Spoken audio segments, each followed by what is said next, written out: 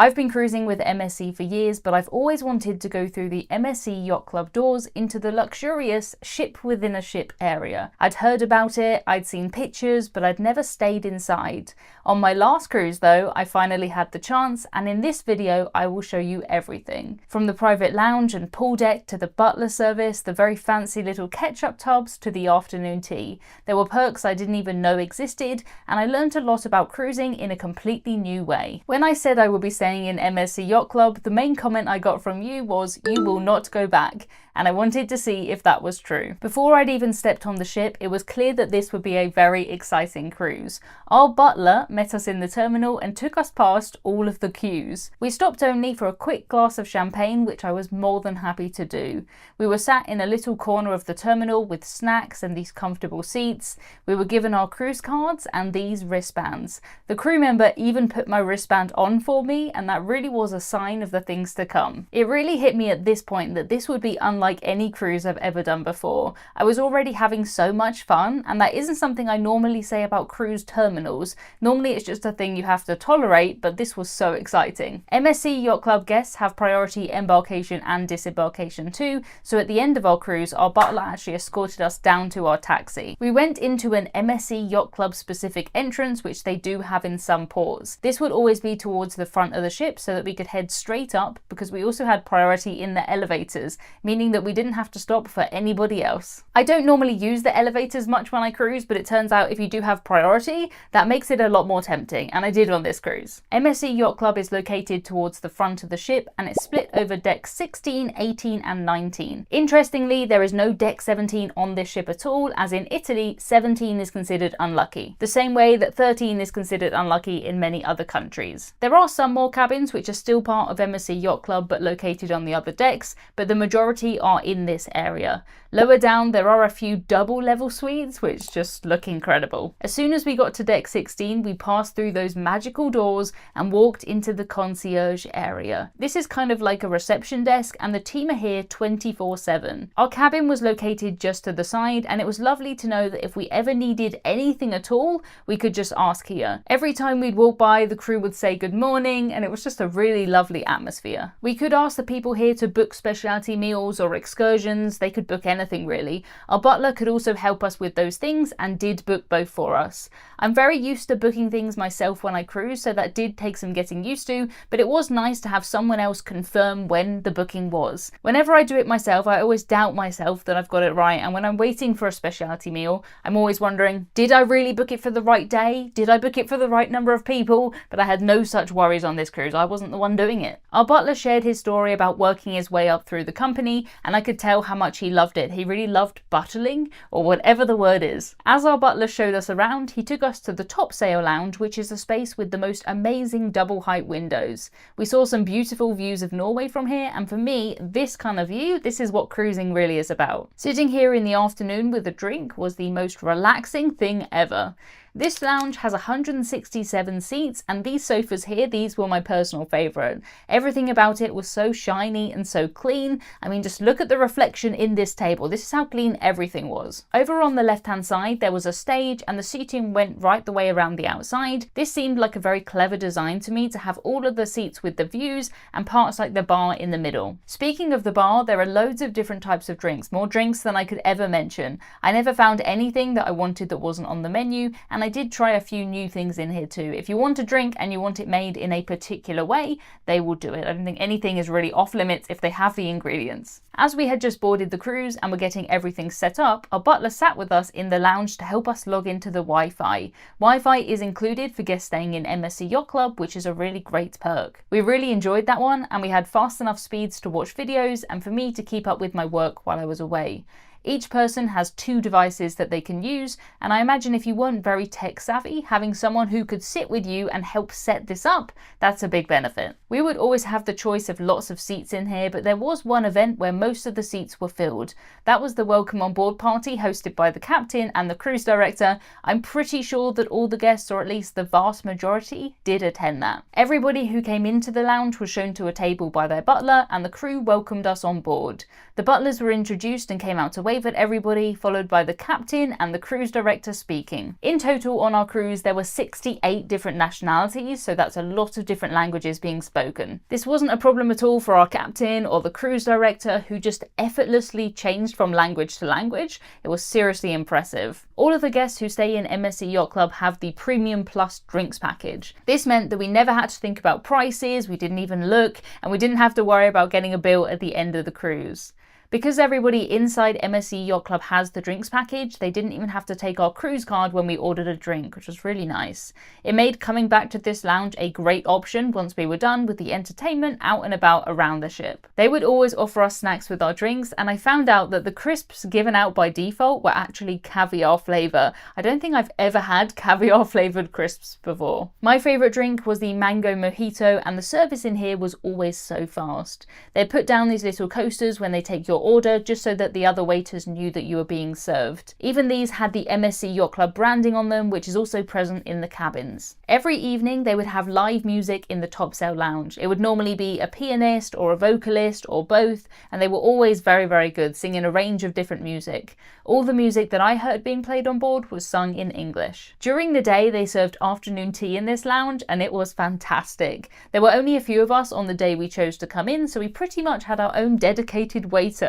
We were offered lots of types of tea, cake and scones, and I decided to go for a tea called First Romance. I've never heard of that type of tea before, but it was lovely. It was the kind of tea with real leaves, of course, and we could have had as much tea and food as we wanted. There were also other snacks available in the lounge pretty much any time. They did have this little preview area of the snacks as you went into the lounge, which I thought was a nice touch. That way you could see what you fancied before being offered or asking for it. We could also eat the snacks in the minibar, which was a really nice treat, and the drinks in there are also included, and the drinks are constantly refilled. You can ask for whatever you'd like in your minibar and they will make sure that your preference is remembered. We also had a bottle of champagne in the cabin when we arrived and some fruits. I bought the champagne home and I actually gave it to the person who was looking after my dog and my cat while I was away. It is totally fine to do that. It is yours. You can take it away if you want. The same goes for these scent diffusers, which are gifts for guests staying in MSC Yacht Club. MSC cruises have a very distinct smell, and for me, every time I walk onto an MSC ship, it is so familiar. Now my bathroom at home smells the same too. We were on board this cruise for a week and we could choose a litre of spirits for our cabin. I personally don't really drink a lot, but if you were to add up the value of all of the perks like this, that really does add up fast. We did the majority of our eating in the MSC Yacht Club restaurant, which is located one deck up on deck 18. In between the lounge and the dining room is a Swarovski crystal staircase, and I loved walking down this after dinner. Especially on formal night, it really felt as though I was gliding down the stairs of a big country house, going to prom, something like that. The dining room has 140 seats and there are no fixed dining times. You just show up when the restaurant is open and you are seated. On our cruise, this was open for breakfast 7 till 9, lunch 12 till 2 and dinner 6 till 9:30. There are of course lots of other foods available outside these times because the food, it never really stops. We never had to wait even for 1 second, and the crew always knew our names, which was very impressive. We were always asked about intolerances and allergies, and one night I had a lady sit next to me who was gluten-free. She was so happy when they bought her multiple gluten-free bread options when they normally bring around that lovely bread basket. They bought us this bread basket before every single meal. The bread was a particular favourite of mine. It was fantastic, but all of the food was good. I could tell that a lot of effort had gone into the presentation and the portion sizes were perfect for me. Every night the menu in here changes with extra special menus for formal night and Mediterranean night. The service really couldn't have been better. We never felt rushed, but we also didn't feel as though dinner took any longer than it needed to. The best part about eating in a restaurant on a cruise is when you are done, you just stand up and then you leave. Your food's included in the cruise fare, so there's nothing else to do. You just go. My personal favourite area in MSC Yacht Club is the pool deck. It felt absolutely huge for the number of guests and it was the best place to hang out. I personally think having access to this pool deck for me makes the MSC Yacht Club upgrade worth it. I could have stayed just in this area all week. The pool deck spans 1,225 square meters, which is about the same size as 4 full-size tennis courts. There's a good sized pool too, and whirlpools, and over 100 different places to sit. It never ever felt crowded up here. It only took us a couple of days to feel as though the crew really knew us. They'd always stop to chat about whatever we'd been up to for that day, and they would offer us refills all the time. We'd often spend our time here when we came back from exploring a port or taking an excursion. The excursions meet down in the top sail lounge, and there are excursions available just for the MSC Yacht Club guests. Sometimes on cruises, in some ports, you do have to use what is called a tender boat to get to land. It's basically either a lifeboat or a local boat that is used to transport guests to shore. We didn't have any of those ports on this cruise, but on some itineraries like the British Isles, there are often multiple. Guests staying in MSC Yacht Club have priority access to the tenders, so we could have been some of the first people off the ship if that was the case. Not having to get tender tickets and wait for the number to be called, that is a massive benefit, and I'm sure I would have really enjoyed that if we did need to tender. When we took an excursion in Nordfjordeid, it was raining, so our butler bought us an MSC umbrella to use.